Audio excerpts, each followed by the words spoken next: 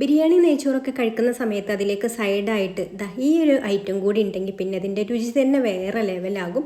അടിപൊളി ടേസ്റ്റാണ്. നിങ്ങൾ എന്തായാലും ഒന്ന് ട്രൈ ചെയ്ത് നോക്കിക്കോളൂ, എല്ലാവർക്കും ഇഷ്ടമാവും. അപ്പോൾ ഇത് റെഡിയാക്കി എടുക്കാൻ വേണ്ടിയിട്ട് ഒരു സവാള ഇതുപോലെ നല്ല തിന്നായിട്ടൊന്ന് അരിഞ്ഞെടുത്തിട്ടുണ്ട്. ഇനി ഇതിലേക്ക് ഇതേ അളവിൽ തന്നെ ഒരു ചെറിയ കഷ്ണം ബീട്രൂട്ടും നല്ല തിന്നായിട്ട് ഇതുപോലെ അരിഞ്ഞെടുത്തിട്ടുണ്ട്.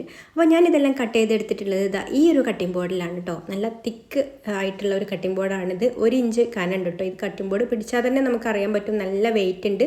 അതുപോലെ ഹാൻഡിലും ഉണ്ട്. പിന്നെ 12 ഇഞ്ച് നീളമുണ്ട് കേട്ടോ ഇത്. അതുപോലെ 9 ഇഞ്ച് വീതിയും ഉണ്ട്. അപ്പോൾ നിങ്ങൾക്ക് ഈ ഒരു കട്ടിംഗ് ബോർഡ് വേണമെന്നുണ്ടെങ്കിൽ ഈ ഒരു സ്ക്രീനിൽ കാണുന്ന വാട്സപ്പിൽ ഒന്ന് മെസ്സേജ് ചെയ്താൽ മതി കേട്ടോ.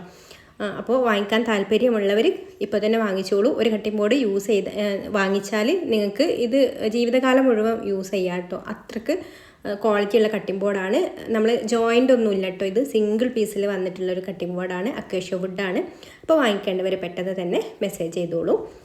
ഇനി നമ്മളിതിലേക്ക് മല്ലിയില ചെറുതായിട്ട് അരിഞ്ഞ് ചേർത്ത് കൊടുക്കുന്നുണ്ട്.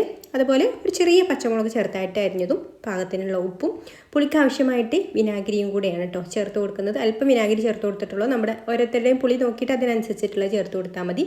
ഇതിന് പകരം നിങ്ങൾക്ക് വേണമെന്നുണ്ടെങ്കിൽ നാരങ്ങ നീരും യൂസ് ചെയ്യാം കേട്ടോ. എന്നിട്ട് കൈ വെച്ചിട്ട് ഇതുപോലെ നന്നായിട്ടൊന്ന് തിരുമ്മി കൊടുക്കുക. അപ്പോൾ ഇത്രയേ ഉള്ളൂ, നമ്മൾ അടിപൊളിയായിട്ടുള്ള സാലഡ് റെഡിയായി. ഇതിങ്ങനെ തിരുമ്മിയിട്ട് കുറച്ച് സമയം ഒന്ന് വെച്ചിട്ട് വേണം കേട്ടോ കഴിക്കാൻ വേണ്ടിയിട്ട്. ആ ഒരു ഉടനെ തന്നെ കഴിക്കരുത്.